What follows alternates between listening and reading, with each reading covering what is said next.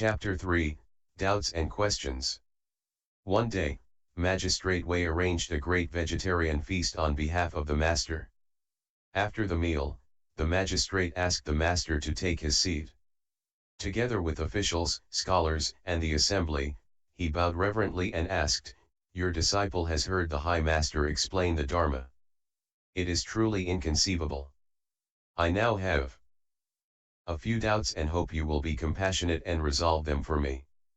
The master said, "If you have any doubts, please ask me and I will explain." The Honorable Wei said, "Is not what the master speaks the same as the doctrine of Bodhidharma?" The master replied, "It is."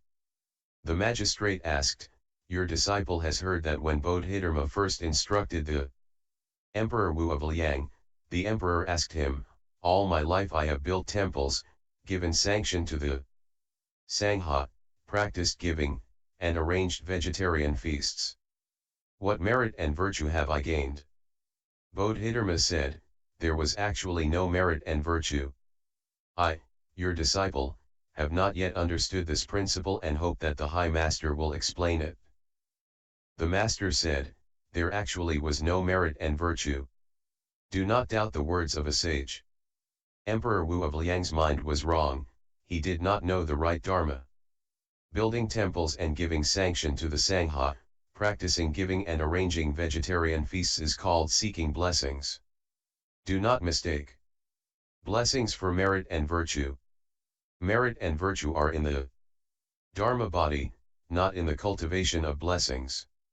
The Master said further, "Seeing your own nature is merit, and equanimity is virtue. To be unobstructed in every thought, constantly seeing the true, real, wonderful function of your original nature is called merit and virtue. Inner humility is merit and the outer practice of reverence is virtue. Your self-nature establishing the 10,000 dharmas is merit and the mind substance separate from thought is virtue. Not being separate from the self-nature is merit, and the correct use of the undefiled, self-nature, is virtue. If you seek the merit and virtue of the Dharma body, simply act according to these principles, for this is true merit and virtue. Those who cultivate merit and virtue in their thoughts do not slight others, but always respect them. Those who slight others and do not cut off the me and mine are without merit.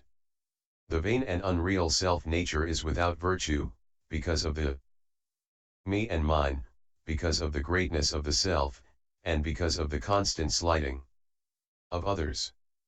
Good knowing advisors, continuity of thought is merit, and the mind practicing equality and directness is virtue. Self-cultivation of one's nature is merit, and self-cultivation of the body is virtue. Good knowing advisors, merit and virtue should be seen within one's own nature, not sought through giving and making offerings. That is the difference between blessings and merit and virtue. Emperor Wu did not know the true principle. Our Patriarch was not in error." The magistrate asked further, "Your disciple has often seen the Sangha and laity reciting Amitabha Buddha, vowing to be reborn in the West. Will the High Master please tell me if they will obtain rebirth there, and so dispel my doubts?" The Master said, "Magistrate, listen well. Huineng will explain it for you. When the world-honored one was in Travasthi city, he spoke of being led to rebirth in the West. The sutra text clearly states, it is not far from here. If we discuss its appearance, it is 108,000 miles away, but in immediate terms, it is just beyond the 10 evils and the 8 deviations within us. It is explained as far distant for those of inferior roots and as nearby for those of superior wisdom. There are 2 kinds of people, not 2 kinds of Dharma. Enlightenment and confusion differ, and seeing can be quick or slow. The deluded person recites the Buddha's name, seeking rebirth there, while the enlightened person purifies his own mind. Therefore the Buddha said, as the mind is purified, the Buddhaland is purified. Magistrate, if the person of the East merely purifies his mind, he is without offense. Even though one may be of the West, if his mind is impure he is at fault. The person of the East commits offenses and recites the Buddha's name, seeking rebirth in the West. When the person of the West commits offenses and recites the Buddha's name, in what country does he seek rebirth? Common, deluded people do not understand their self-nature and do not know that the Pure Land is within themselves. Therefore they make vows for the East and vows for the West. To enlightened people, all places are the same. As the Buddha said, in whatever place one dwells, there is constant peace and happiness. Magistrate, if the mind ground is only without unwholesomeness, the West is not far from here. If one harbors unwholesome thoughts, one may recite the Buddha's name, but it will be difficult to attain that rebirth. Good knowing advisors, I now exhort you all to get rid of the 10 evils first and you will have walked 100,000 miles. Next get rid of the 8 deviations and you will have gone 8,000 miles. If in every thought you see your own nature and always practice impartiality and straightforwardness, you will arrive in a finger snap and see Amitabha.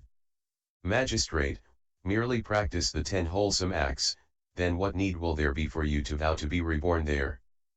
But if you do not rid the mind of the 10 evils, what Buddha will come to welcome you? If you become enlightened to the sudden Dharma of the unproduced, you will see the West in an instant. Unenlightened, you may recite the Buddha's name seeking rebirth, but since the road is so long, how can you traverse it? Huineng will move the West here in the space of an instant so that you may see it right before your eyes. Do you wish to see it? The entire assembly bowed and said, if we could see it here, what need would there be to vow to be reborn there? Please, High Master, be compassionate and make the West appear so that we might see it. The Master said, Great Assembly, the worldly person's own physical body is the city, and the eye, ear, nose, tongue, and body are the gates. Outside there are 5 gates and inside there is the gate of the mind. The mind is the ground and one's nature is the king. The king dwells on the mind ground.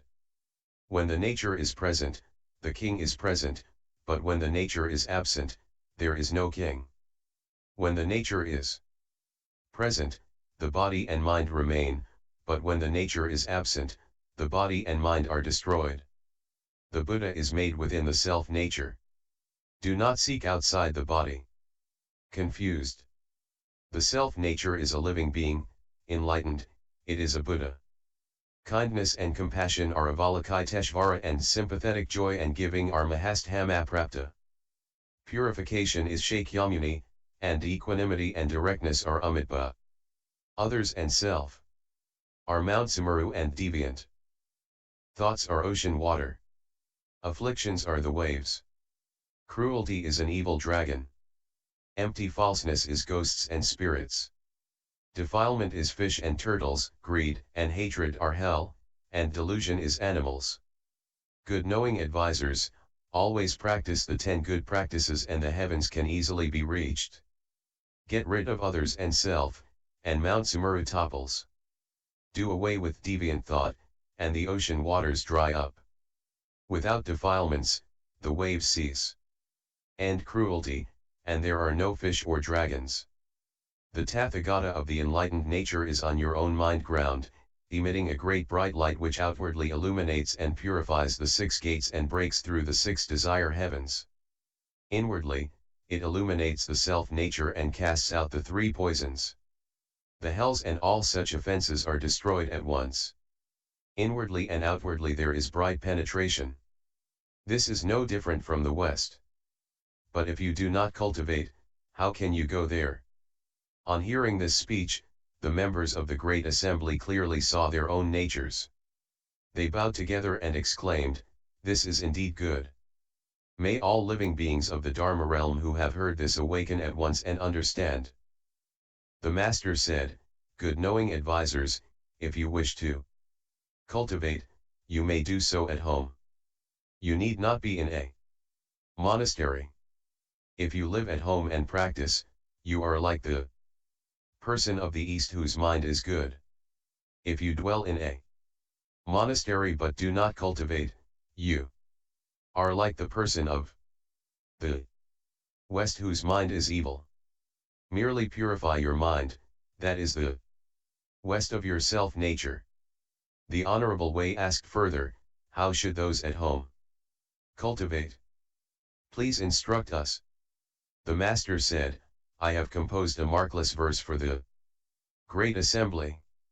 Merely rely on it to cultivate and you will be as if always by my side. If you cut your hair and leave home, but do not cultivate, it will be of no benefit in pursuing the way. The verse runs. The mind made straight, white oil following rules. The practice sure, of what use is dhyana meditation? Filial deeds support the father and mother. Right conduct is in harmony with those above and below.